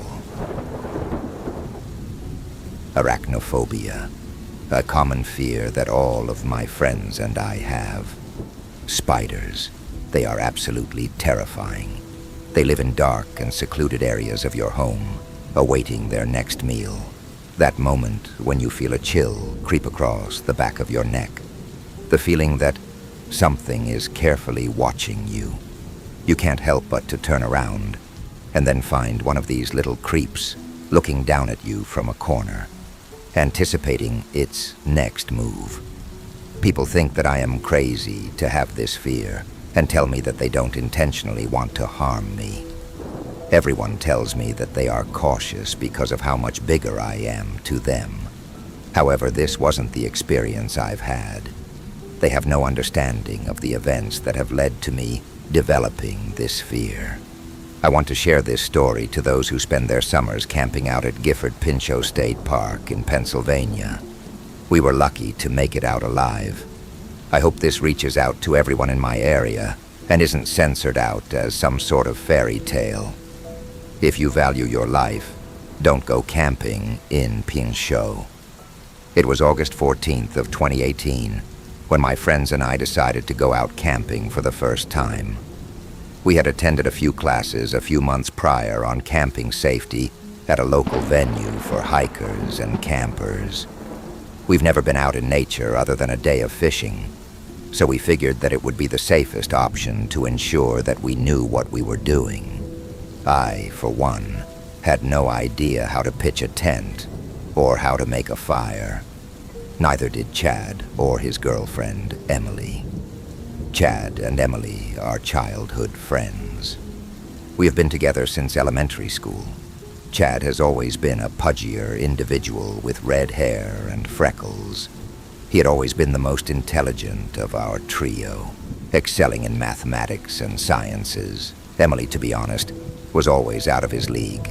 Her beautiful blue eyes, slender figure, and her desire to create art has always infatuated me. If only she knew how I felt for her. We grew up in the suburbs of Philadelphia, where the only wildlife we would typically see were the crazy people on the subway transit. I know that sounds a bit silly to say, but if you were to witness some of the people on the transit, you'd understand. I always hated taking the subway to get to the local university. However, it was the quickest way to get around in the busy city with ease. One night, we decided to go out for a few drinks at the local watering hole on the corner of Humphrey and Country Line, Heichels. We sat at the counter bantering about how classes are going, talking about professors who were absolutely unbearable and fellow students who wouldn't help on group projects. At the time, we had just finished our last final for a class we took together, biology. That damned professor, let me tell you, thinks he's a damned god, Chad said, as he motioned towards me with a glass in his hand. You're talking about Dr. Fote? Emily said, grabbing hold of Chad's shoulder. I heard he was a good creative English instructor on Rate My Professor. Yay, that idiot. Chad let out a snicker. He thinks he can dictate his opinions as fact. Chad took a swig from his large glass. Well, he is the one teaching the class, Emily says, giggling between words. He's an expert in his field. Expert on being a hack, maybe. Chad raises his glass for a cheer. Emily and I respond by clacking our glasses against his. We continue talking about our day so far, and how we did on the biology final. The bonus question is the one that got me, to be honest. 10 extra points for describing the entire citric cycle and listing its parts. Why would I need to know this in computer science? I will never know. I guess this is to be expected of the American education system and capitalism at its finest.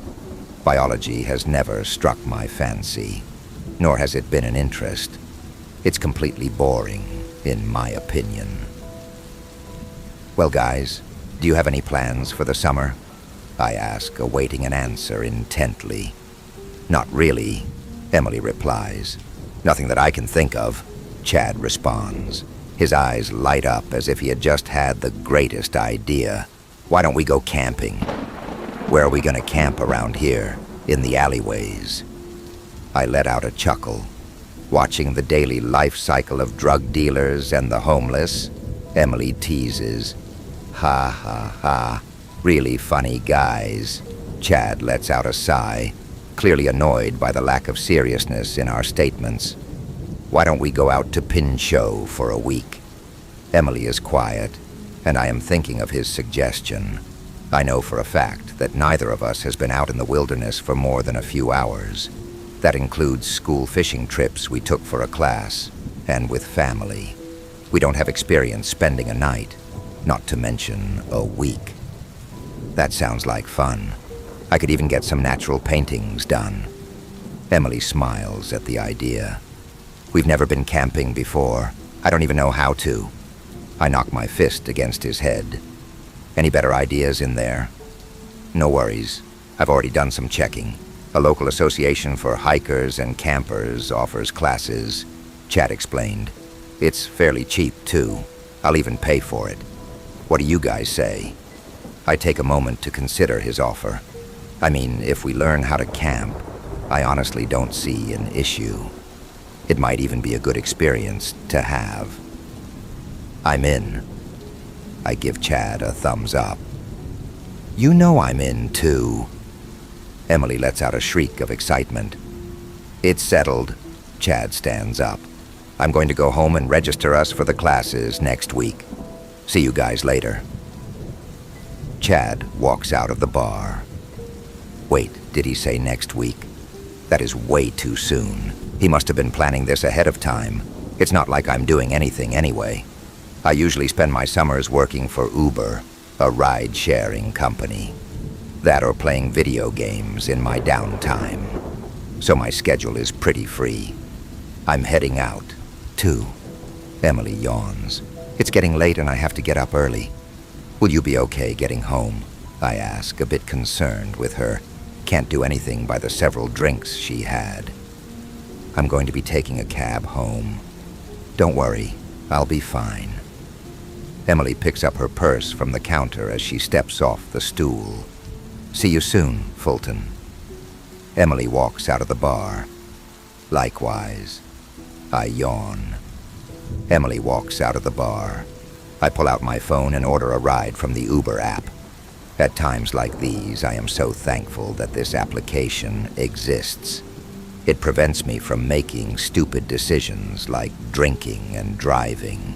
5 minutes the app gives me until the rider pulls up to my location. The ride was quick, and before I knew it, we were parked in the driveway of my home. We live very close to the campus and the bar. I'm surprised to why they live on the campus. I turn in for the night after spending a few hours on World of Warcraft.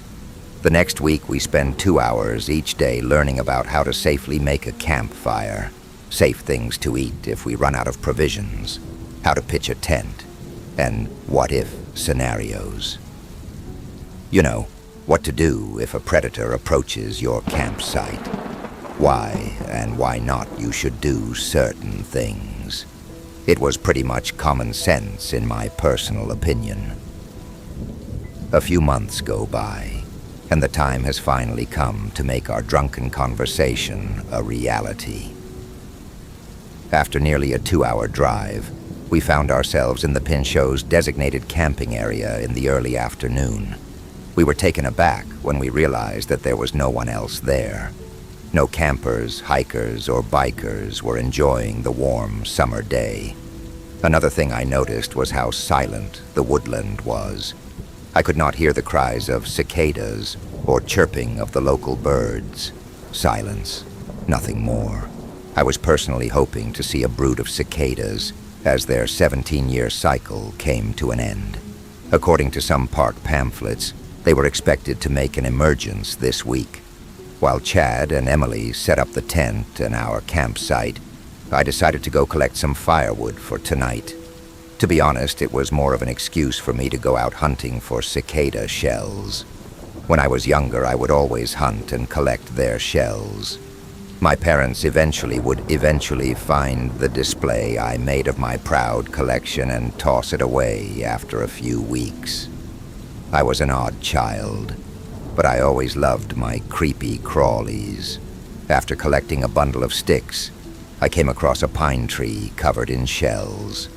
However, that wasn't the only thing. In the upper branches, I noticed a congregation of spiders, brown recluses, wolf spiders, and some others that I couldn't identify were hanging on a large web near the bottom branches. Even though I love insects, and not to mention spiders, something seemed a bit off, especially with several species sharing a hunting ground. They didn't move after they noticed me. They stared intently down at me, anticipating my next move. I look at the trees around me. Hundreds or even thousands of them were just watching me from their trees. Looking back at the tree with all the molted cicada shells, one spider began to shake.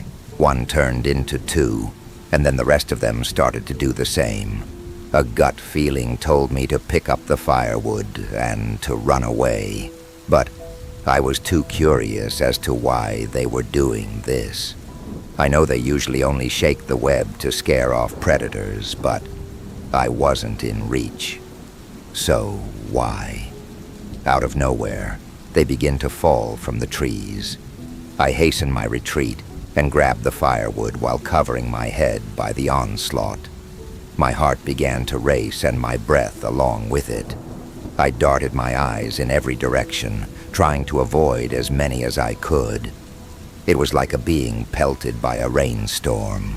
Holy shit, I scream as I run towards the campsite. Occasionally I am swiping at what I can reach on my body to knock off any that had landed on me. I was just attacked by spiders, many of them to mention. Luckily I wasn't bitten. I should take note to watch the trees on my next round. After running for about 5 minutes, I reached Chad and Emily without harm.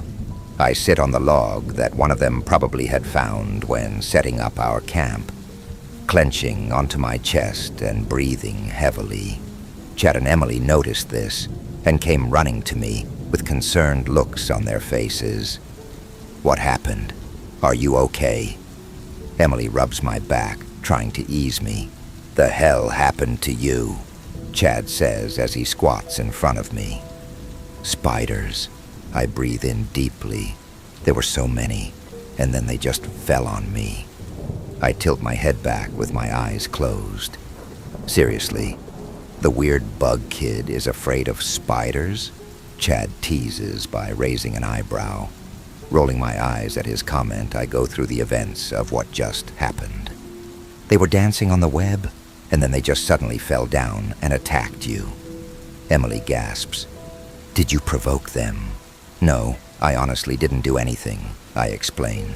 I was just collecting firewood and looking for cicada shells. Well, at least they didn't follow you. Chad laughs. Come on, we got the tent up and ready. Let's go fish for some food. Luckily, there is a lake nearby. If I recall correctly from when we were here before, the most we can hope to catch is sunfish or trout. It only took us about 3 minutes to get to the fishing area with all of our gear. After about 4 hours, we managed to catch about 5 healthy-looking trout, and 2 showing traces of eek. The sun is starting to fade as we build the campfire. Remembering the lessons, we place some stones around the wood laying on a dirt patch and toss a match into it. Using 2 Y-shaped twigs and a rod we brought at home, we impaled the trout and roasted them over the fire. After eating, it had become dark while talking over the campfire. I had the idea of telling horror stories. From what others have told me, this is a tradition of camping. "What was that?" Emily whispers. I just heard a snapping from the woods. We stay quiet for a moment before Chad breaks the silence. It was probably just a small animal. A tapping sound came from the forest. Looking over, the gaze of red eyes meet mine before it quickly darts up into the trees. "What the fuck was that?" I scream. It had red eyes and it just shot straight up into the trees. "It can't be." Emily pauses. "Guys, I think we should leave. I'm going to get the flashlight." Chad jumps off from the log and runs into the tent. Shortly, he returns with a flashlight in hand and a knife. "You seriously aren't thinking of going after it, are you?" Emily whispers worriedly. She clenches onto Chad's hand, holding firmly. "I'll be right back." Chad flicks on the flashlight and heads off into the forest, shining the light above him. A large thump comes from the forest, accompanied with a desperate scream. "Stay away! Stay back!" Chad shouts, his flashlight now shining on what he can see. My heart stopped at the sight of it. I felt the chills run down my spine. I felt my stomach twist into a tight knot. I don't know if I can believe what I'm looking at. It looks like a large spider, but its body or skin or whatever is moving. Chad is no longer moving. "Chad!" Emily and I shout out. We probably shouldn't have screamed, because it locked its eyes on us before it fell apart into all the spiders I saw earlier. They covered his body and ate him. The sounds of his flesh, ripping and bones cracking violently, filled our ears. Emily was crying, and I was trying my best to hold back my tears. Emily and I were unable to move or look away from this thing as it consumed our friend.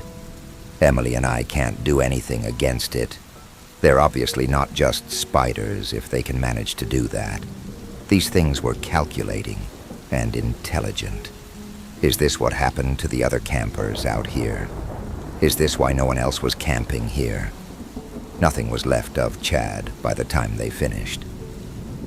Out of spite, I grabbed a large piece of wood and set the end on fire before tossing it into the woods.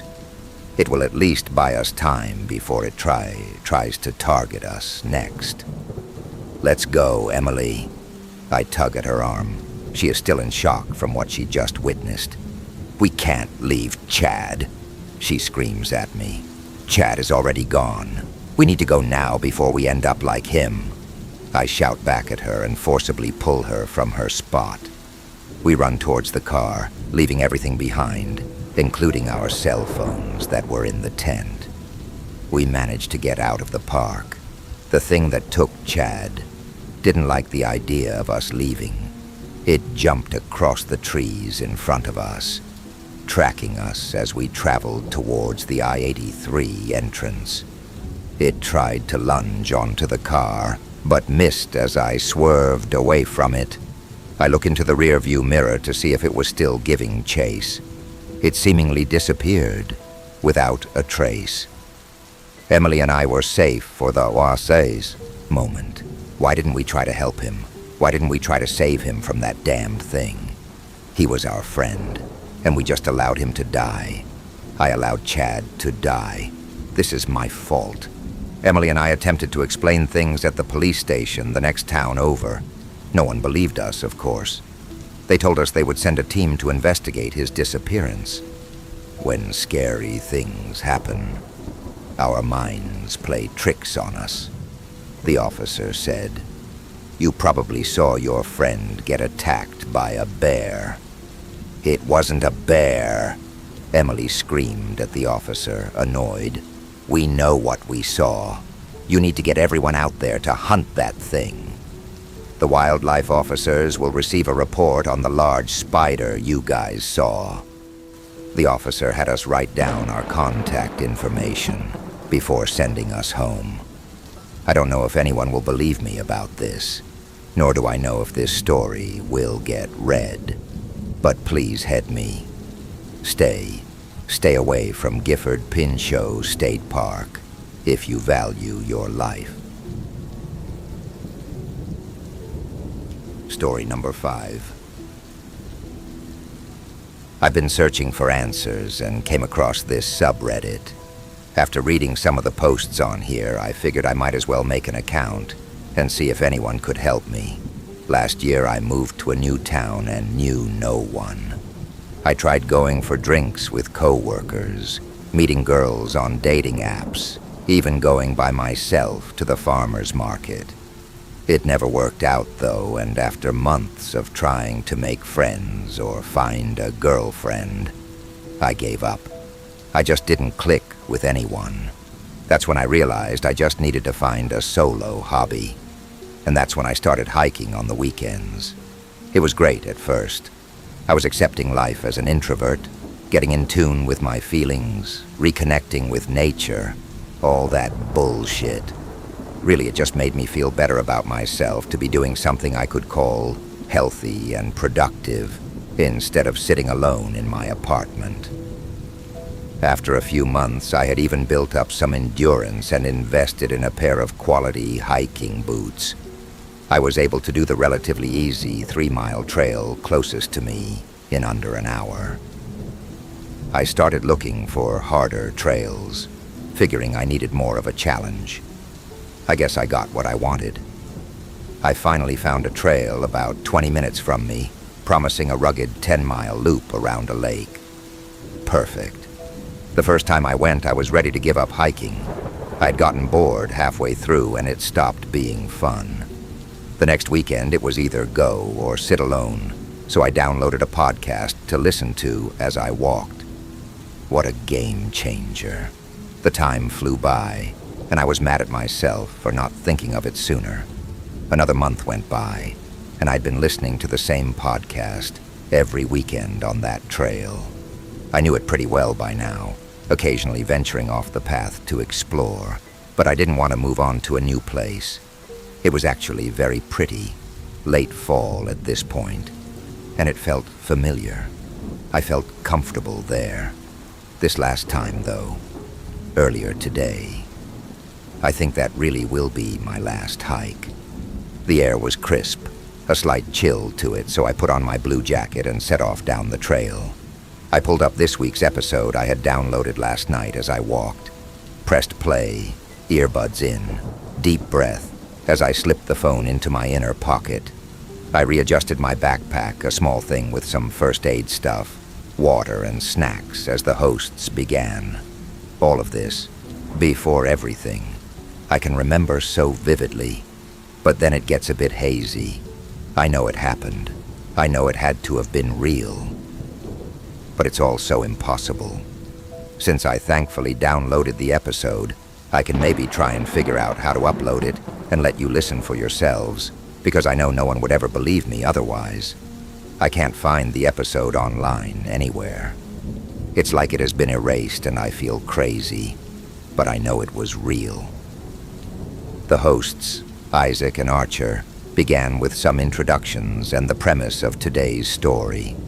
Usually they would just read a scary fictional story and throw in their opinions on it. Today, apparently, they would be discussing a real true crime story. I wouldn't call myself a true crime listener, but I liked these guys and figured it would be interesting if they wanted to talk about it. I could listen to them read off their grocery lists and be content. Yes, today they would be talking about a hiker found dead on a trail. I smiled at that, amused. I thought this was the perfect time for this and would make it atmospheric. I continued walking and zoned out as I listened, focusing on the dirt path and lowering my head. There are a few paths that break off the main one, and as I came up on the first one, I decided to take the left one today. I was pretty sure this one dipped down closer to the lake and would make for a nice change. As I got a few yards out, they finally got to describing the details of the case. A person, unidentifiable, burned to a crisp apparently, was found on the shore of a lake. I looked up and could see the start of the water about a mile ahead of me.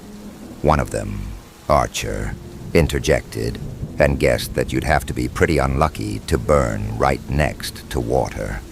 The other, Isaac, scolded him for being so callous and pointed out they need to show some respect. I agreed. There was usually something morbid about the true crime storytellers. Isaac added that most likely the body was moved there anyways, as police had found a blue jacket and one hiking boot further up the trail. This caused me to stumble, and I almost fell, but caught myself. This was making it a little too immersive. I pulled out my phone to hit pause, deciding the sounds of nature were what I needed. I heard a branch snap behind me as the sound of a branch snapping played through my headphones. My breath caught, and I froze. Slowly, I looked over my shoulder, my neck the only part of me able to move. But there was nothing I could see. I stared off into the trees as the hosts continued talking. One of them was now theorizing about what had happened. They said he was probably stalked on his hike until the killer found an opportunity to surprise him. I waited, frozen, for 5 minutes, but there were no more sounds of disturbance in the brush or on the audio. I shook my head and continued walking, taking in some deep breaths. It was just an effective story, and I was psyching myself out. "You're fine, Thomas. You're fine," resounding in a whisper to myself with each step. I walked quickly and made it to the edge of the lake in no time, my heartbeat and breathing both returning to normal by the time I got there. This path was shorter than the main trail and cut back to where I started in another mile. I could have turned around right there and saved myself about an hour, but for some reason I didn't want to walk by where I thought I had heard the noises. I debated my options as I looked across the lake. Then I remembered them saying the body was found on the edge of a lake, and the fear swept over me again. I was sure I was being irrational. Weird coincidences. I'd come barely 2 miles so far, another half a mile, and I could be to the turnaround on my way back. I decided that is what I would do. The podcast had been continuing as I internally debated, and subconsciously, it had influenced me. They had gone back and forth with their theories. Know someone must have driven the body and dumped it. Know who could drag a body miles into the woods. Know it must have happened out there. Maybe he was burned alive, set on fire as he walked. Maybe he was taken there alive and then chased through the trees and was stopped by the water, nowhere else to go. No.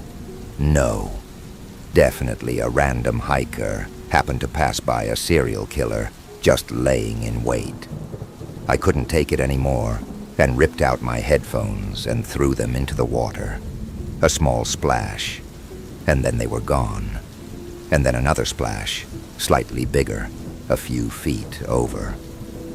I scanned the shore around me, but there was nothing. No one. The tree line wasn't far, though. Was there someone hiding there? What would they have thrown? I couldn't circle back because if someone was waiting, that would make it too easy. I couldn't stay here either. I had to keep going. There would be, 6 miles left? I wasn't sure if I could run that without stopping, but I had to try. I steadied myself and began walking slowly, each step meticulous, until I reached the tree line. The path curved upward and away from the shore, and if someone was watching, they would lose sight about here. As soon as I was in the trees, I heard another noise, leaves crunching behind me. I took off. I threw off my backpack almost immediately and heard it land right behind me on the path. Another branch snapping somewhere behind me. There really was someone, and they had given up on hiding. I felt lighter without the extra weight, and the adrenaline made me believe I could sprint full speed for hours.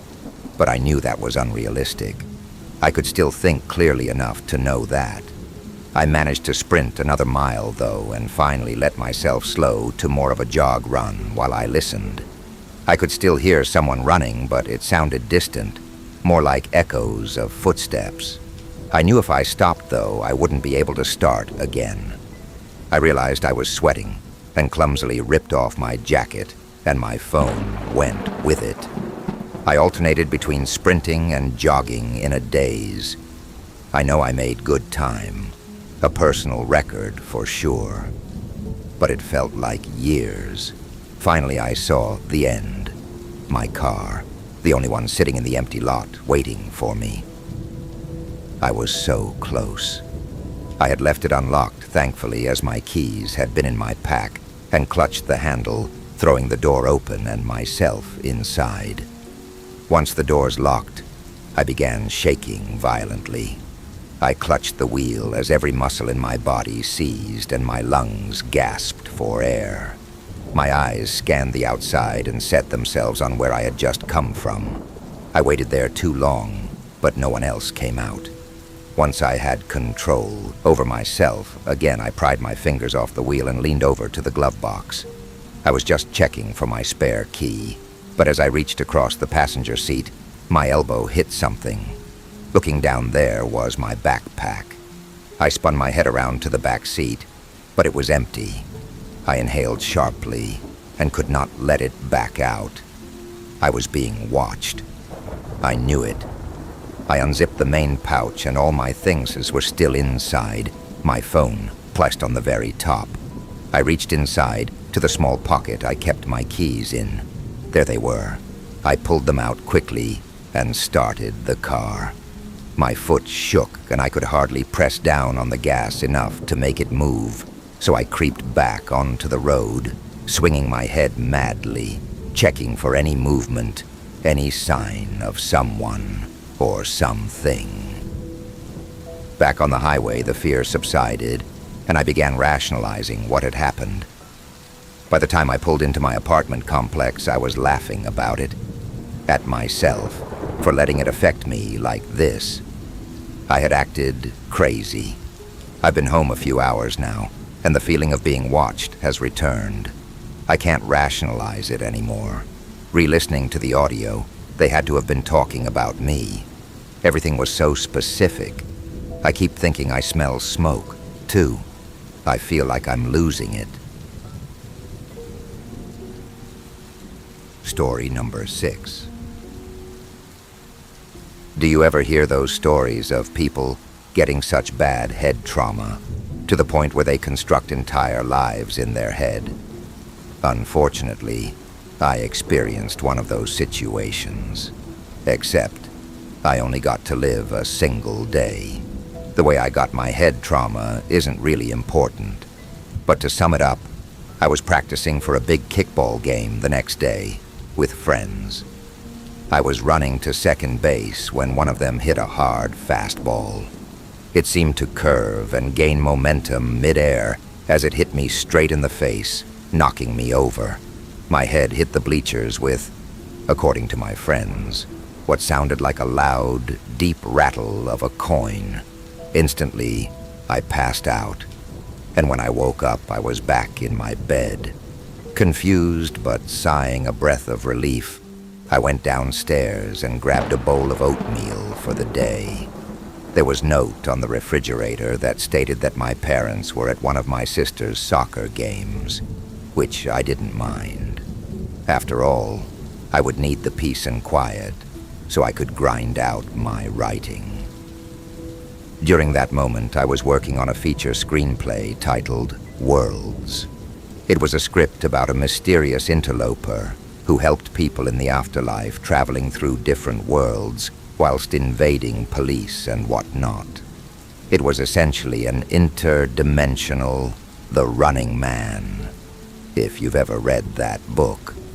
Anywho, I sat down in front of my computer and opened up the script and began writing. I think I was about 45 minutes into the session when I heard the overly loud engine of a car park outside. It was quite noisy. My walls aren't exactly paper thin, so I was confused yet mad I was quite taken out of the experience so early. Annoyed but still curious, I got up and looked out the window. It was the postal service. They had stopped and put some mail in the mailbox. Well, I thought, if I'm standing up, might as well check it out. And I did. I didn't put on any shoes, so the bumpy texture of the pavement pierced through the cotton soles of my socks as I walked over to the plastic mailbox. There was only a letter in there. The letter had no name attached, only a city, Dorr, Michigan. When I finally got back inside my house, I curiously tore open the letter and unfolded the piece of paper. There were 2 words written completely in the center: Merry Christmas. Suddenly I felt the warmth and comfort of other people in the room as jolly music played from behind me. When I twirled around to see my parents, I was quite taken aback. Mom was setting up the Christmas tree. My sister was practicing a Christmas carol from her band book. She was trying to hit the right notes when Mom ushered an annoyed groan. She turned to look at me worriedly. "Hun, could you go get Uncle's special watch, please?" I was awestruck by the sudden change of scenery. "Oh, never mind. I always have to do everything." I was going to let her go on when suddenly my instincts kicked in. No. I'll get it. It's fine, Mom." My mouth just ran and seemed to have a mind of its own. I don't know if that was just my natural instincts as a son kicking in, or if that was just a part of the whole hallucination. And yet, though not without a slight hesitancy, I went upstairs. My sister was still singing off beat when I approached my parents' door. I swung it open and began to dig in their cabinets. It was quite eerie in there. Their fan light had that creepy, dim, yellowish tint that always unnerved me. It didn't help hearing my sister's offbeat singing, just knowing I could be with them. "Did you get the mail, dear?" my mom yelled. I closed a drawer of Dad's clothes, turning around to the door. "Yeah." I stared at the door. A floating cloak was there now. The end of its robe was a dark, murky blue color that looked like it had been dipped in sewage water. The floating cloak thing also had a hood. The Christmas music had stopped. My sister's offbeat singing stood loudly like a gallant warrior. The hairs on my nape stood up. My ears were warm, and they seemed to pulsate as my heart trampolined up and down hastily. I held my breath. I didn't dare take my eyes off of the cloak. I noticed the light had gotten darker. I hadn't even noticed. I just stood there, eyes wide. The cloaked apparition stood back. The choir downstairs seemed to get louder. The light was nearly dark when the bulb straight up exploded. I finally exhaled. It was hard and panicked. I didn't feel any better as this thing, and I still persisted our little staring contest. I didn't know what to do. Couldn't know what to do. I tried to assess my options, but ultimately I came up defenseless as I left my feet planed permanently on the soft carpet. I was thinking of the creature in front of me. I stunned in horror by it, sure. But there was a sort of distinct recognition I got from looking at it that was difficult to pinpoint where it came from. It made it all the more eerie and terrifying to me. Then it stopped. The light came back. The figure was gone. A plane had crashed into our house. Everything was on fire. But it was silent. There were no sirens, no screams, just the quiet, almost mournful crackling of the fire. Old toys my sister and I forgotten were throwing up puffs of fiery cotton. Old clothes had been set at a blaze and were burning up like an alleyway barrel fire. Drawers and cabinets were torn apart. Splinters protruded out of the edges of the drywall, and I only got to look at it for a minute before I felt the ferocious impact of the wing of a plane fly down onto me. Then I woke up. A paramedic was performing chest compressions on me. After that day, I've been intrigued by the dream. I've always tried to lucid dream to try and get maybe a continuation, but I've been wildly unsuccessful. I've told only my closest friends this story, and I always get some frightened looks from them, being remorseful and all that. I appreciate their sentiments, though despite what you may think, I've just kind of given it up. I guess that there are no answers to everything in the world. Well, I'd write more, but the mail truck just arrived. Thanks for reading my experience. It's always a good campfire story. You survived, for now. But the shadows aren't done with you yet. If this story gave you chills, like the video, share it with someone who dares to watch and comment your thoughts, especially if you're watching in the dark.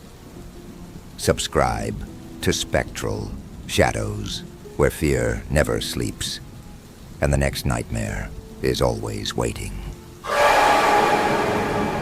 We'll be watching.